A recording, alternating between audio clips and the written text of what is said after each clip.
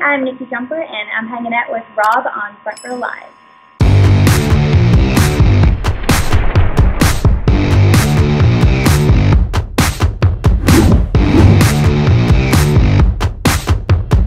Nikki, congratulations with your new single, Apocalypse Love.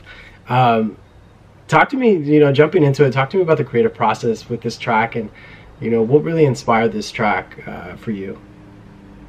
Okay, well, thank you. Thank you so much. We wrote this song when, the world really seems like a super crazy place, and now it's even crazier. I really feel like we are living in an era of the apocalypse right now. So at the time, it was kind of this fantasy that we had, this dystopian fantasy of what the world would be like, if we entered this type of age. And, there's a little bit of paranoia in there, but at the end of the day, it was a love song. It was about, fighting AI and, taking one for humanity, over everything. Now, when you were writing this track with Francesco Yates, was this already kind of going on, or is this something that you guys were writing before this really kind of started? Because it's kind of, like you mentioned earlier, it's kind of like it kind of goes with the times. Yeah, so we actually wrote this song last summer. Whoa! Yeah. It's a little scary. Yeah, I was pretty freaked out about it because we had this impending feeling of doom, and we're like, something crazy is going to happen in the world. And so we wrote this song last summer about what it would be like to be in the apocalypse. And, as we went through the recording process and producing process and everything, that took a few months. And, by the end of it, we're like, wow, like we're actually entering this age, and this song is too real now. Like, it feels very real.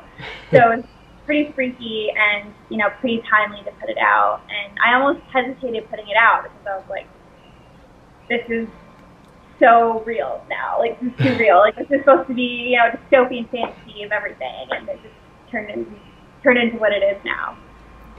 What kickstarted it when you guys were writing it together? Was it a specific lyric? Was it, events that happened that made you kind of think of such a subject like this? Yeah, there's a couple things that have happened. Few things that kind of happened in real life, but then also just like the movies and things that we were watching, and being obsessed with. I'm a futurist, but I'm a little bit of a paranoid futurist. So I look at what's happening with artificial intelligence and what Elon Musk is doing with Neuralink and everything. With basically becoming one with machine, and I'm super fascinated by that. I'm really excited by that, but I'm also terrified by it at the exact same time. So at that time we were talking a lot about that and those possibilities and what could happen in the future, and we would argue about it a lot, because I'm way more of a futurist than Francesco is. He's more paranoid. I'm an Aquarius, so I'm like, I just want to go to the moon or go to Mars,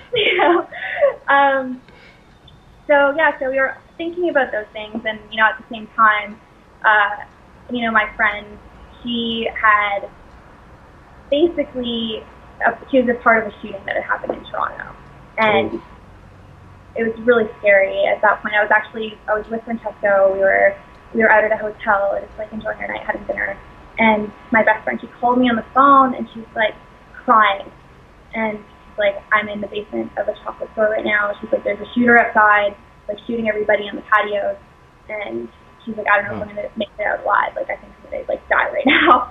And that was a really scary moment for Francesco and I to witness that and be a part of that experience in that way.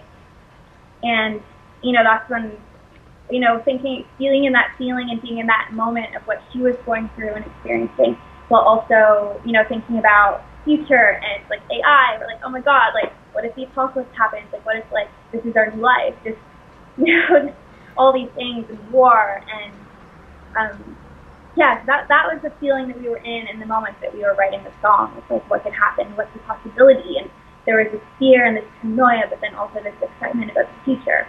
So that's kind of where that whole concept kind of stemmed from, I think. Wow. Like when you're writing a track that's so personal and so real at the same time, I feel like that also, you know, not only is it hard to release it out to an audience, but I feel like it's kind of scary to put it in just any producer's hands. So what was it about Phil Cornell that you guys were like, this is the guy that would be perfect for this song? I love Phil Cornell. We go back years. We met around probably 10 or 11 years ago. I was touring with Bring Me the Horizon as a photographer, so I was doing a tour diary with them. That's that. I went on a dive bar tour with them, which was really, really fun. And so we became friends. I'm a little jealous of you, actually.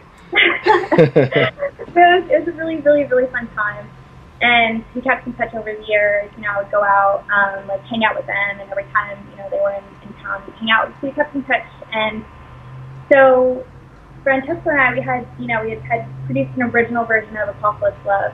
And, you know, it was actually more synthy. So it was more on like the synthwave realm and like very kind of 80s sounding.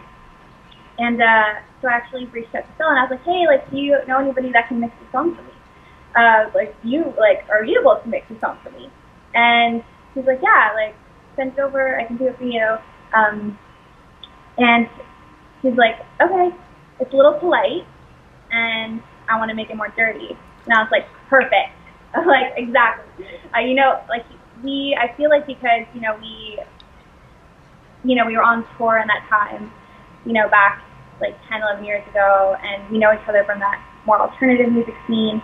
And, you know, we're on the same wavelength when it comes to music, and we love things that are heavy and things that hit hard. Mm-hmm. And there's like a certain feel to music that we both love. And so I had a feeling that it was going to be really, really cool when what he did with it. So I was like, yeah, just do your thing. Like, he's like, if you have any like references or whatever. I was like, no, like, here, take it, do your thing. I trust you. I want to see like what you do. So when he turned it back to me, I was like, oh my God. I'm like, Phil, I was honestly, like, I don't think I've ever been so happy in my entire life as an artist. Because I finally had something, like, in my hands that I really, really enjoyed. Because it had that grit, it had that heaviness, it was kind of punchy, and it gave it that big sound that I love about music and that I love, when I'm listening to my other favorite artists, there's just a certain energy behind it, and he was able to give it that energy.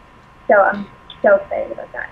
That's awesome. Now, the fact that you were on tour with Bring Me, did their kind of stage show or Ollie's stage show kind of like influence you in any way, as far as being a performer? You know what? Honestly, my favorite live show is the Bring Me the Horizon show. Like, it is amazing. So I definitely love the energy. If that's something that I can bring to my shows, like that type of feel, I think would be so fun for me. And, I really would love to experiment with that. Like, as a woman, if I can bring that type of energy and experience and force with what I do, I hope that one day I'll be able to share that experience. That's awesome. Now, this single is the first listen, a first taste of upcoming debut EP, correct? Is that something that you're currently in the studio working on? Like, what is the progress right now on this debut EP? So I'm currently writing. So okay. I'm writing, I'm working on my vocals, and I have some sessions lined up with Phil coming up soon, which I'm super excited about. He's in LA, so I can't fly there right now, unfortunately. So we're going to be doing some Skype sessions or FaceTime sessions or whatever, and we're pretty much going to do the whole EP remotely. So we're going to be together. So I need to teach myself how to record my vocals and basically, learn some new skills. So that's the next thing that's up on the block for me too. That's awesome though, because it'll benefit you more knowing the recording process as well. Because then when you start working for that album or for any other singles, like, you'll be able to kind of do your demos from home, and who knows, might even be able to release them from home. Exactly. Yeah, I'm really excited for that process. You know, I have my own little home studio set up, but I haven't mastered it yet. So I'm working on that, and I'm hoping that they'll can mentor me a little bit and, you know, kind of show me how to make the most of what I'm doing at home already, and, you know, kind of take it beyond the demos that I've been working on. That's awesome. Well, congratulations with the new single. Definitely excited to hear what else you have going on for this debut EP. And I do appreciate the time that you took to talk to me today. Thank you so much. I really appreciate it too. It's been so nice. Yeah, I'm so happy